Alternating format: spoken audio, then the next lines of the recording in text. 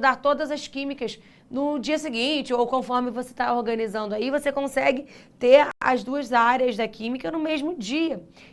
E você consegue estudar no dia seguinte, no dia posterior, a mesma matéria, né? Filosofia, se tu sai pensativo, tu vai dormir pensativo, gente. Aqui É a terça do desespero? Para com isso! Que mané terça do desespero. Você vê Alô, depois você vê Camilinha, depois você vê eu. Que para encerrar o dia com chave de ouro. E não vou deixar ninguém dormir, né, Renan? Que eu falo baixo.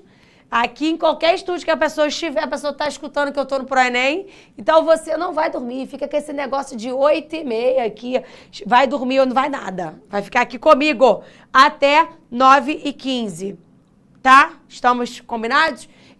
Esse negócio de filosofia que fica falando aí de Freud, mas quem que eu não sei? De Nietzsche. Olha já aqui, eu tô sabendo demais. De Foucault, esse povo aí que fala um monte de coisa que tu tem que ficar lendo 10 vezes a mesma coisa pra entender. Então, é isso aí. Brincadeiras à parte, Leandrinho agora foi pra quarta-feira às 5h30. É bom que tu começa a quarta-feira da alegria com professor Leandro Vieira falando aí de Foucault, Nietzsche, etc, para tu começar pensando na vida na quarta-feira, né? Bom, vamos lá. Semana passada a gente encerrou com as funções inorgânicas. A gente falou sobre óxidos, fizemos um experimento, lembra da chuva ácida? A gente vai voltar na chuva ácida em algum momento aí na química ambiental, quando a gente for falar de química ambiental, a gente volta para chuva ácida, a gente volta para as reações, a gente vai ver chuva ácida também, geralmente no dia anterior à prova do Enem, né, no aulão de véspera e tudo mais. E aí, depois de encerrada as funções inorgânicas, a gente entra nas reações químicas, que são fundamentais para a continuação do seu cronograma. Daqui a pouquinho, a gente vai entrar em estequiometria. A estequiometria, ela tem como base as reações químicas. Então, é necessário que você saiba montar uma reação química, ver se essa reação química está balanceada, como que você ajeita essa reação química. Então, você precisa, sim, identificar as reações químicas, o que elas são, como elas se comportam, como eu escrevo, o que elas estão me dizendo e os principais casos. Toda reação química, existe uma lei que você, com certeza, já... Tem muita gente que tem tatuagem escrito disso, e você já leu essa lei em algum lugar. Na química, nada se perde, nada se cria, tudo se transforma. Isso foi Lavoisier que te disse. Isso é o... Nossa, mas tô descendo um morro grandão ali, ó. Desculpa, Renan. Lavoisier disse pra gente que nada se perde, nada se cria, tudo se transforma. O que isso quer dizer? Que a gente tem transformações químicas ao longo de reações. Uma reação química, para dizer que é uma reação química, eu preciso alterar a natureza da matéria. Eu preciso fazer com que eu mude ali alguma substância. Então, eu tenho uma alteração de substâncias, mas eu não perco nada.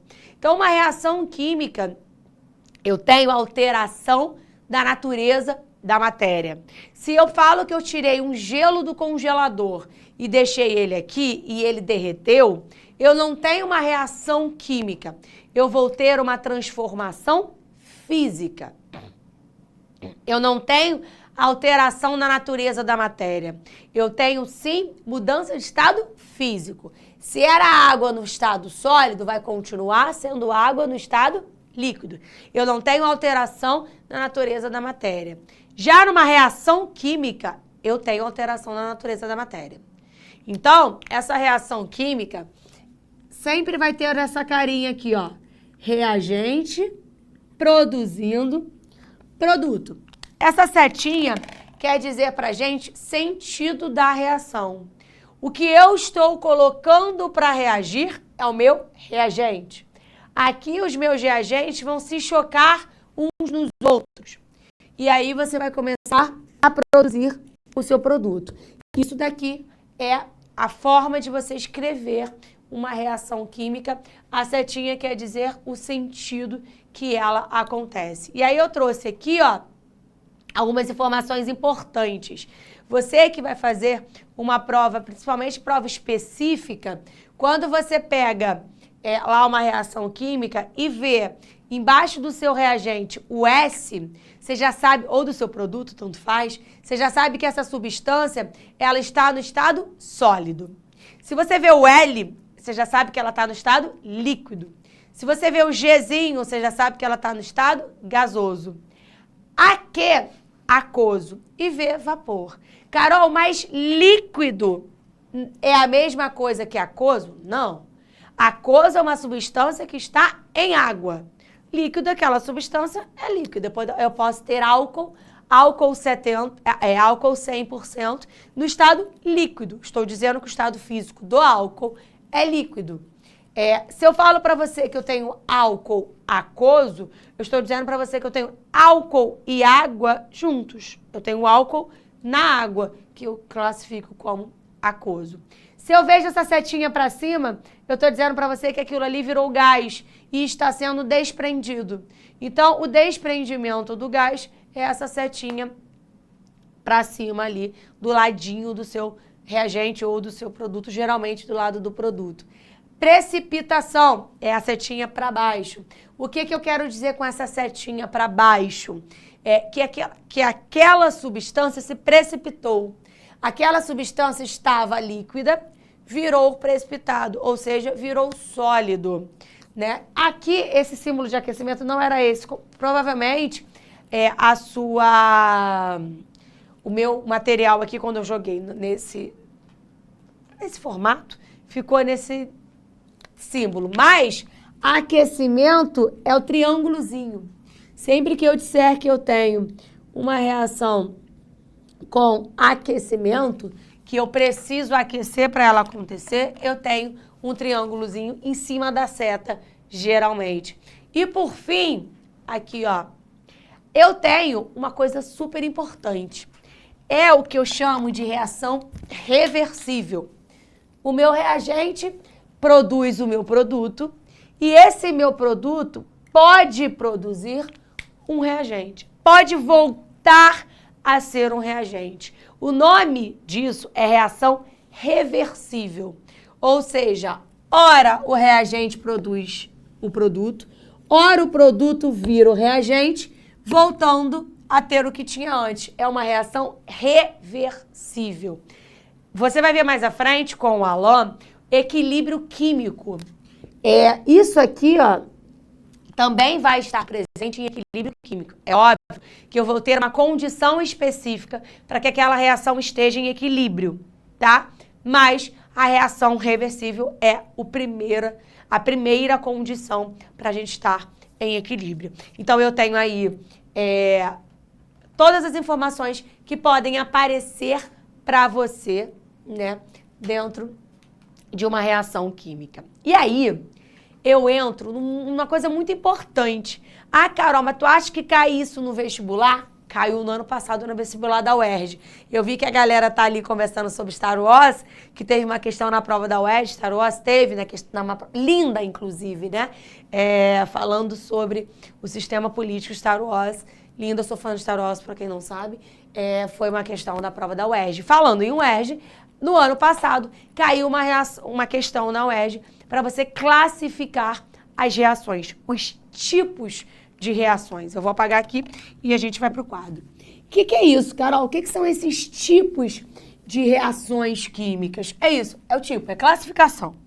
Você vai olhar para ela e vai dizer se ela é adição, decomposição, simples troca, dupla troca, tudo isso. Eu começo pela reação de adição. Eu chamo de adição ou eu chamo de síntese, tá? Eu chamo de adição ou eu chamo de síntese. O que é uma reação de adição? Vamos lá para a sua definição e eu vou para o quadro. O que é a adição? Quando duas ou mais substâncias reagem, produzindo uma única substância. Então, é como se eu tivesse aqui, ó, CaO mais CO2, óxido de cálcio e gás carbônico. Eu formo CaCO3. Eu tenho duas substâncias formando um único produto. Você tem a formação do carbonato de cálcio, que é um sal muito utilizado no processo de calagem na geografia. Mas o que me importa agora é que você consiga reconhecer que é uma reação de adição. Você está juntando as duas coisas. Olha que loucura. Quantos cálcios você tinha aqui? 1. Quantos cálcios você tem aqui? 1. Quantos carbonos você tem aqui? 1. Quantos carbonos você tem aqui? 1. Quantos oxigênios você tem aqui? 2 mais 1, 3. Quantos oxigênios você tem aqui? 3. Então, na verdade, o que você está fazendo é juntando todo mundo numa única substância. Eu estou transformando a minha matéria. Eu tinha uma coisa, outra coisa, e me transformei numa coisa completamente diferente. Eu tenho uma reação química. Essa reação de adição, ela ainda pode ser dividida em reação parcial ou em reação total. Olha o que eu escrevo para você que é uma reação parcial.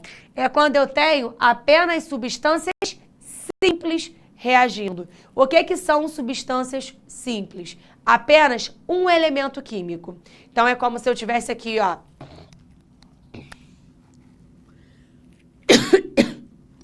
Perdão. S mais O2 dando SO2. Opa. SO2. Olha para cá. A síntese, coloquei no lugar errado. A síntese parcial, a síntese total, vou começar por ela, é quando eu tenho só substâncias simples participando da minha reação. O que é substância simples? Aqui eu tenho um enxofre, aqui eu tenho o elemento químico oxigênio. Apesar de ter 2 átomos, eu só tenho o elemento químico oxigênio. Então, são substâncias simples participando de uma reação de adição. Isso daqui é a queima do enxofre. É a primeira reação dentro da chuva ácida. E a minha reação parcial pode ser a de cima. O que é a reação parcial? Substâncias compostas. Como que eu sei que são substâncias compostas? Cálcio e oxigênio. Carbono e oxigênio. Eu tenho 2 elementos químicos fazendo uma reação de adição. Então, eu tenho 2 classificações diferentes para a reação de adição, tá? Aí, ó, quando houver substâncias compostas dentro do reagente. Aí eu trouxe o óxido de cálcio mais a água, o CO mais o oxigênio. Mas, Carol, aqui eu tenho uma substância simples, mas eu tenho uma substância composta. Se eu já tenho só uma substância composta, eu já sei que é uma adição parcial, tá? Deixa eu só passar aqui. Vai lá mesmo, Renazito. Minha segunda classificação, que foi o que caiu na prova da UERJ, é a reação de decomposição. O que é a minha reação de decomposição? É a quebra, é decomposição ou análise, tá? É quando eu tenho uma substância se quebrando, se decompondo, se dividindo em outras. Aí quando eu olho para cá, ó, quando uma substância se divide em 2 ou mais substâncias mais simples, não necessariamente em substâncias simples, mas é mais simples, em substâncias menores. Então, por exemplo, quando eu olho o óxido de mercúrio, eu produzo mercúrio e oxigênio. Então, mas eu também tenho uma decomposição parcial e uma decomposição total. Uma decomposição total é quando eu tenho a quebra em substâncias simples apenas. Então, por exemplo, o óxido de mercúrio, ele se decompõe em mercúrio e gás oxigênio. Substância simples, substância simples. Decomposição total. Quando que eu tenho parcial, Carol? Quando eu tenho o contrário dessa reação. Olha que loucura. Essa reação aqui pode ser uma reação que exista da forma contrária. Carbonato de cálcio se decompondo em óxido de cálcio e gás carbônico. Eu tenho ali substâncias compostos. Eu tenho ali substâncias compostos. Mais de um elemento químico. Então, eu tenho uma decomposição parcial. E em cima desse mesmo exemplo, eu quero te mostrar uma coisa. Vem aqui. Certas reações de decomposição, elas levam um nomezinho diferente. Isso aparece no Enem direto. Certas reações aparecem com a gente como a quebra por alguns fatores. A decomposição por calor, ou seja, quando eu dou calor, quando eu aqueço algo, se chama pirólise. Te dando uma dica. Lise é quebra. O prefixo do nome é o que vai fazer essa quebra. Pirólise é a quebra pelo calor. Fotólise é a quebra pela luz. Eletrólise é a quebra pela eletricidade. Hidrólise é a quebra pela água. Então, esses nomezinhos podem aparecer para você. A hidrólise, você com certeza viu com o Alan na esterificação, né? O contrário da esterificação é a hidrólise. Então, é a quebra pela água. Já a decomposição do carbonato de cálcio é por pirólise, é por aquecimento, é por calor. É muito importante, como eu te disse, no processo de calagem lá na geografia. Vamos para a nossa terceira reação. Nossa terceira reação é a reação de simples troca. O nome já te diz. Você vai trocar uma coisa simples. É quando uma substância simples reage com uma substância composta e desloca apenas um elemento. Então, na verdade, a simples troca, o nome mesmo já te diz. Eu posso chamar de simples troca ou eu posso chamar de deslocamento. Eu estou tirando algo para colocar algo no lugar. Eu estou fazendo uma simples troca. Tem duas coisas que eu preciso te dizer aqui. Primeiro, eu vou te mostrar um exemplo, tá? E aí a gente vai falar sobre uma coisa super importante. Então, a terceira reação é a reação de simples troca.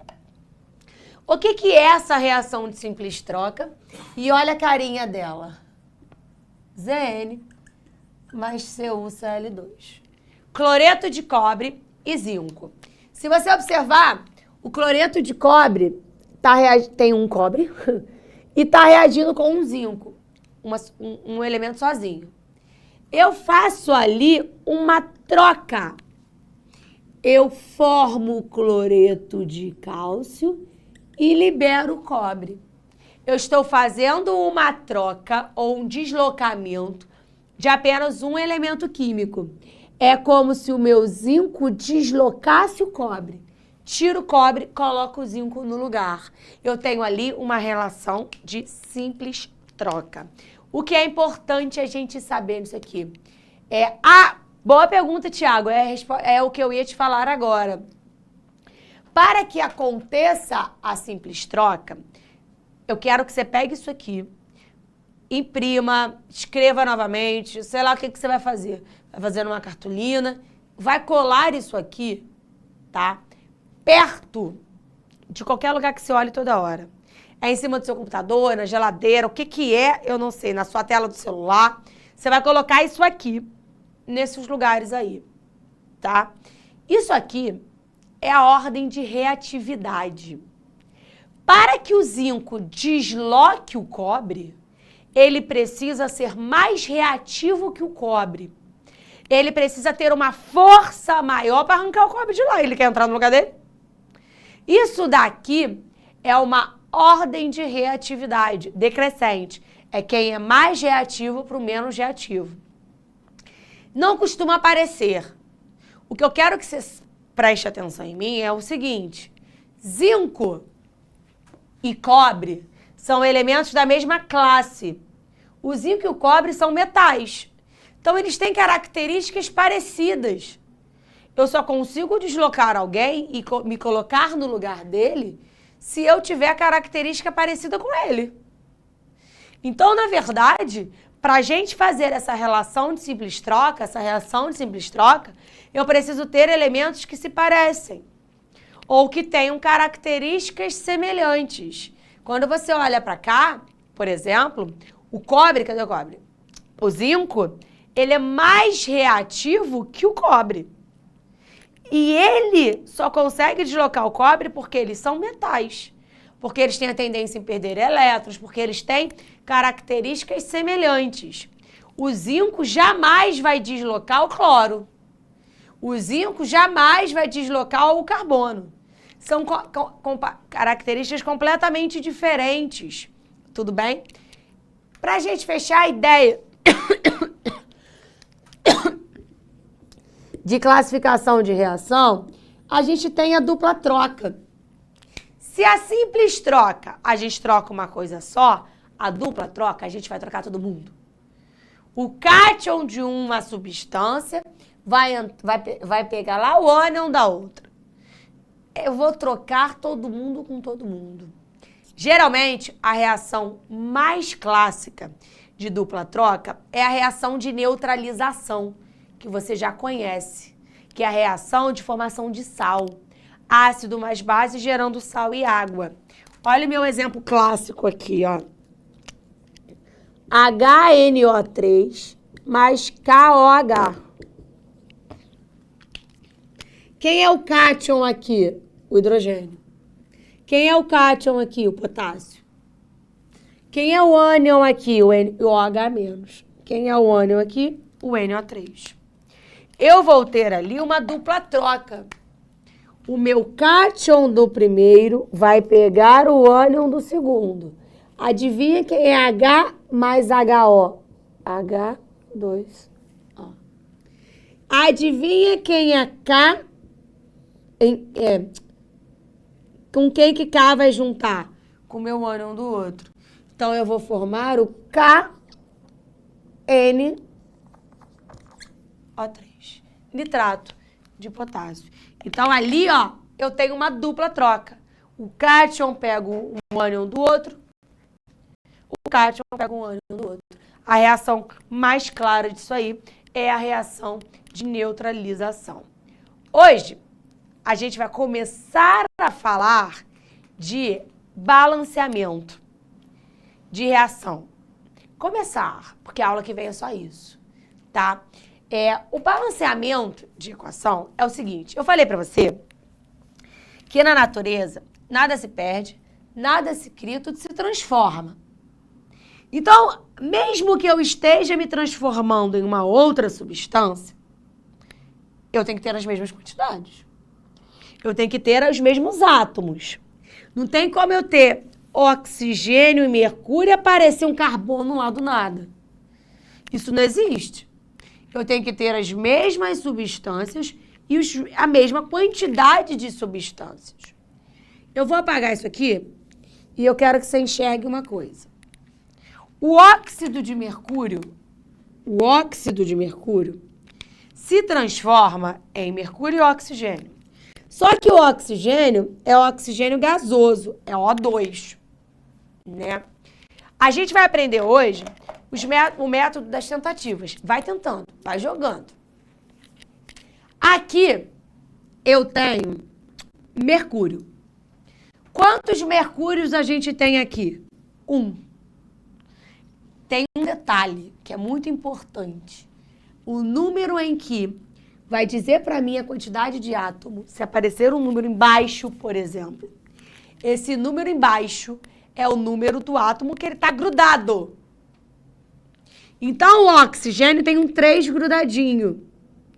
Eu tenho 3 oxigênios. Eu não multiplico todo mundo. Esse 3 é do oxigênio que ele está grudado. Então, 3 é só o O. Tá? O N é um só. Se eu não tenho o número do lá grudado no N, é um só. Então, quando eu olho para cá, eu tenho um mercúrio só. Aqui eu também tenho um mercúrio só. Até aí, Ok. Aqui eu tenho um oxigênio. Do outro lado da minha reação química, eu tenho 2. Carol, se eu tenho 2 oxigênios, não tem como. Se eu tenho 2 no produto, eu tenho que ter 2 no reagente. Como é que eu faço para ter 2 no oxigênio? Eu boto aqui, jamais. Se você está fazendo isso, você está mudando o que é a sua substância. Eu não posso mudar que a minha substância seja HGO. A minha substância é HGO. A minha substância é HGO. Então, eu não posso mudar o elemento presente na substância. Eu posso mudar a quantidade de substâncias. Quando eu multiplico isso aqui por 2, aí sim. Eu estou dizendo para você que eu tenho 2 vezes isso aqui. Eu tenho 2 oxigênios. 2 oxigênios. Aí sim. Só que quando eu faço isso, eu vou mudar o mercúrio. Por quê? Porque eu tenho 2 mercúrios. Quando eu boto 2 aqui na frente para mexer nessas quantidades, eu multiplico todo mundo. O 2 na frente, que vai ser o seu número estequiométrico, vai mexer com todo mundo que está na substância. Se eu coloquei o 2 para falar que eu tenho 2 oxigênios, automaticamente eu estou dizendo que eu tenho 2 mercúrios. Então eu vou lá do outro lado e vou procurar o meu mercúrio. Eu tenho 2 mercúrios? Não, mas eu posso ter.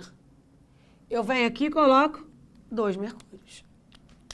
Aí sim, eu tenho 2 oxigênios, 2 oxigênios. 2 mercúrios, 2 mercúrios. Balanceado. Tudo que eu tenho do lado de cá, eu tenho do lado de lá. Balanceado. Fechado? Vou pegar um exemplo aqui, ó. Não, Tiago, porque eu tenho...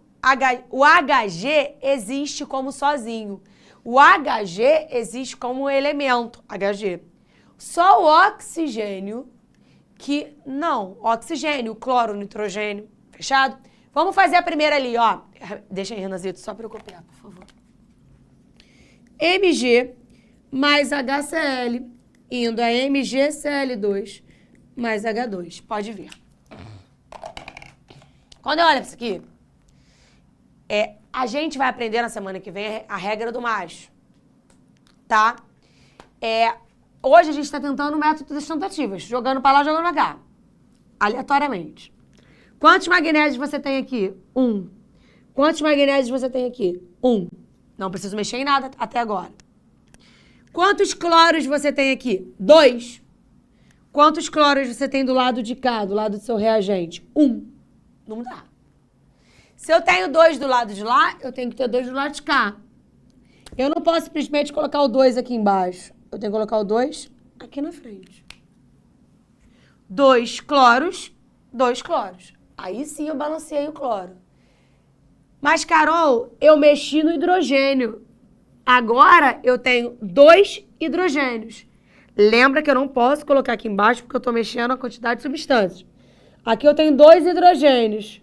Quantos hidrogênios eu tenho do lado de lá? 2. Tá todo mundo balanceado. Se eu não tenho nada aqui na frente, eu tenho 1. Se eu não tenho nada aqui na frente, eu tenho 1. Como é que a gente lê isso? A gente lê que a gente tem um magnésio para cada 2 HCl, produzindo um MgCl2 e um magnésio, um hidrogênio, perdão. Um hidrogênio. A gente pode até escrever desse jeito, ó. 1 está para 2, que está para 1, que está para 1. Geralmente, a gente escreve assim numa prova discursiva. Tira um printão do quadro. Fechado? Na semana que vem, fica como dever de casa você resolver esse aqui pelo método das tentativas. Na semana que vem, a gente vai conversar ainda sobre balanceamento. Aqui não era nem para estar aí, era só para a gente falar sobre classificação, tá? Eu puxei aí um pouquinho de disso pra gente começar. Deixa eu só responder uma pergunta da Gabriele ali, que é o seguinte: por que que HG2 é diferente de 2HG? Por que, Gabi? Porque HG2 quer dizer que um HG está ligado em outro HG. Isso nem existe nos metais. O HG2 quer dizer que está um ligado ao outro.